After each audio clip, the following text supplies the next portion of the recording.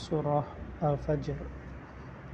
Allah Ta'ala berfirman, wal fajr, demi fajar, walayalin asyar, dan malam yang 10, wasyaf'i wal watar, dan yang genap dan yang ganjil, wal laili idza yasar, dan malam yang berlalu.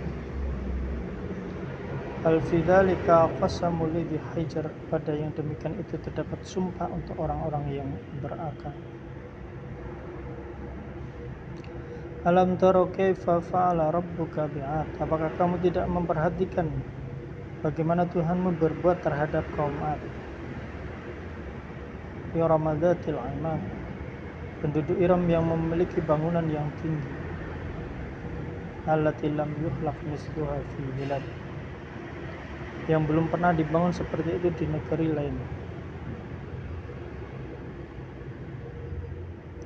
Wa samud alladziina jabu suhra bil fad, dan kaum Samud yang memotong batu besar di lembah. Wa fir'auna dzil autad, dan kaum Fir'aun yang memiliki pasak. Alladziina taghaw fil bilad, yang berbuat sewenang-wenang dalam negeri. Fa aksaru fiha al fasad, lalu mereka berbuat banyak kerusakan di dalam negeri itu. Fasabba alaihim rabbuka sawta adab, karena itu Tuhanmu menimpakan kepada mereka cemeti adab. Inna rabbaka labil mursad, sesungguhnya Tuhanmu benar-benar mengawasi.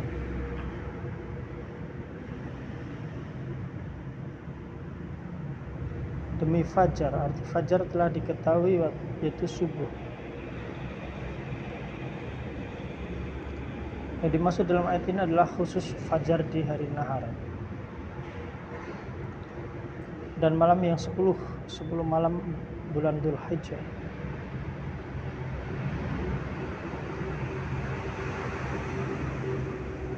Dalam Sahih Bukhari, ma min ayamil amal sholih ahab ila Allahi fihinna min hadhil ayyam. Tidak ada hari beramal soleh yang lebih disukai Allah daripada hari-hari ini, yaitu 10 hari di bulan Dzulhijjah,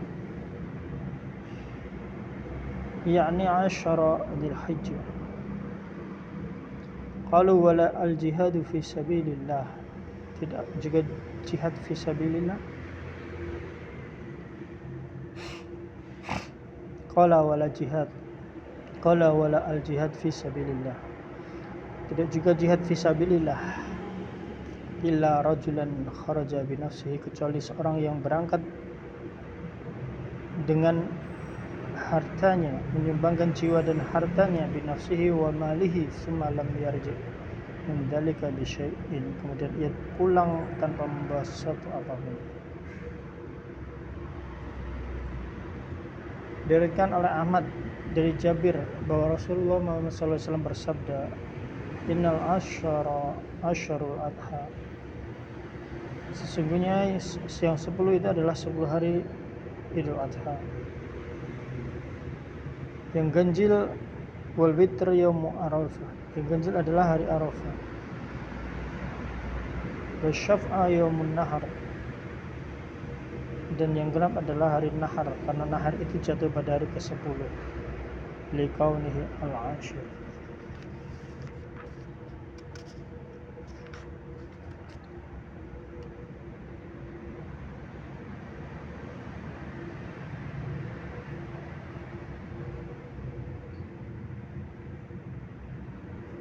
Dan malam yang berlalu, malam apabila lenyap.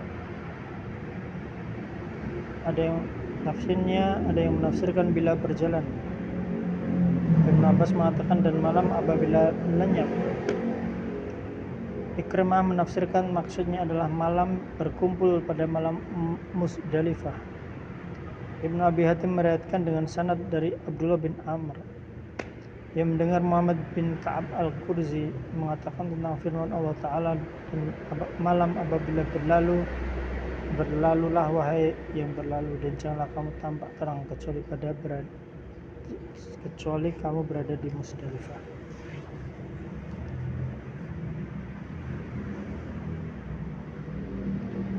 Allah Ta'ala berfirman, pada yang demikian terdapat sumpah untuk orang yang berakal. Akal dinamakan al-hijr, pewatas.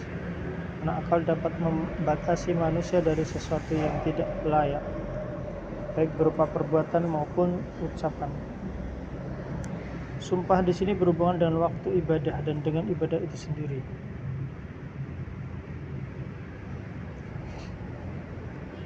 Yaitu haji dan sholat. Dan amal lain yang dengannya hamba Allah dan takwa mendapatkan diri.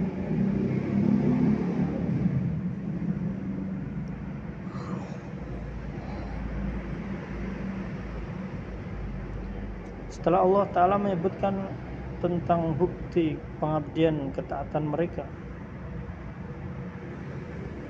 Allah berfirman, apakah kamu tidak memperhatikan bagaimana Tuhanmu berbuat kepada kaum Ad?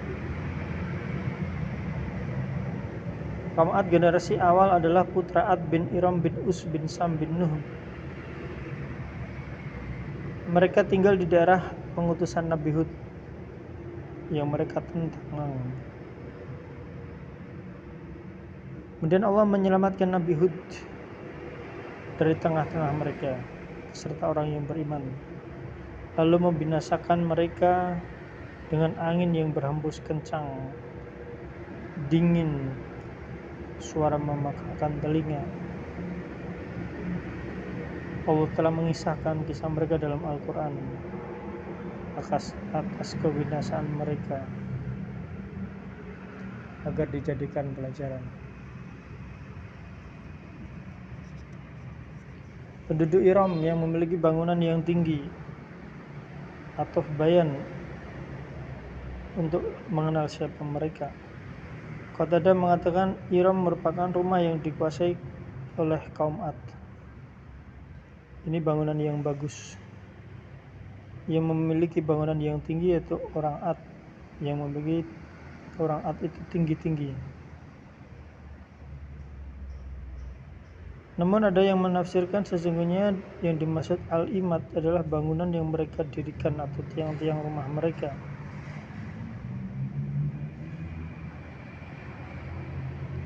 Mereka itu telah disebutkan dalam Al-Quran. Beberapa tempat selalu digandingkan dengan kaum Samud.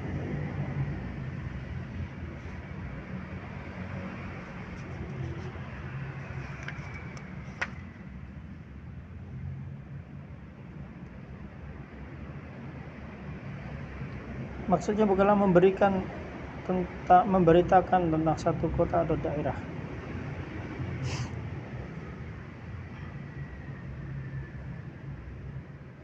Ada mufasir yang mengatakan adalah kota Iram Datul Imad.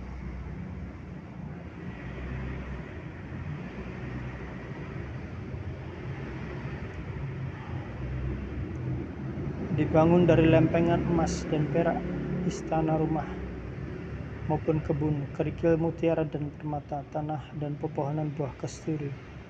Sungai mengalir teratur, buah-buahan berjatuhan. Rumah tidak ada yang menandingi. Pagar dan pintunya dapat memanggil, walau tidak ada yang memanggil. Dapat berpindah, terkadang di negeri Syam, terkadang di Yaman, terkadang Irak. Namun ini semua termasuk khurafat Israiliyat yang termasuk misi kaum zindik mengacaukan pikiran orang bodoh.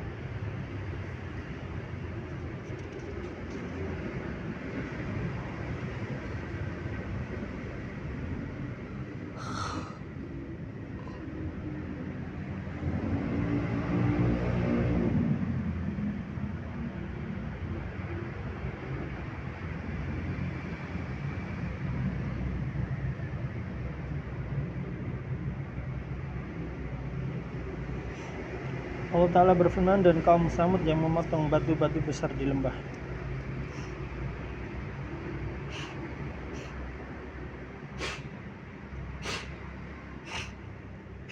Ibn Abbas mengatakan mereka mengukir dan membakarnya. Ibn Ishaq mengatakan mereka adalah orang Arab. Dan tempat tinggal mereka adalah Wadil Qura. Dan kaum Fir'aun yang memiliki pasak. Yang dimaksud pasak adalah bala tentara yang mendukungnya. Sabit Al-Banani meriwayatkan dari Abu Rafi, pasak itu hasil pekerjaan Fir'aun ketika membuat 4 buah pasak untuk mengikat istrinya yang beriman. Kemudian disimpan di atas punggungnya batu penggiling yang besar sehingga istri pun mati syahid.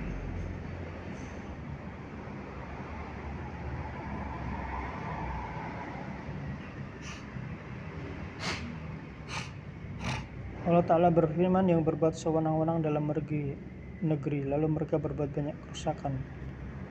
Kaum Ad, Samud, Fir'aun telah sombong melampaui batas, telah menyebarkan berbagai macam kerusakan di bumi, menyakiti orang-orang. Karena itu Tuhanmu menimpakan pada mereka cemeti azab, menurunkan sisaan dari langit kepada mereka dan menimpakan hukuman, dan tidak akan dihentikan dari orang-orang yang berdosa itu. Sesungguhnya Tuhan benar-benar mengawasi. Abbas mengatakan melihat, mendengar, mengawasi hamba-hambanya tentang apa yang mereka lakukan dan membalas masing-masing sesuai dengan usahanya. Akan memberikan keputusan di kalangan mereka dengan keadilannya, dan masing-masing akan menerima apa yang mereka terima. Dan Dia Allah Maha Suci dari tindakan zalim.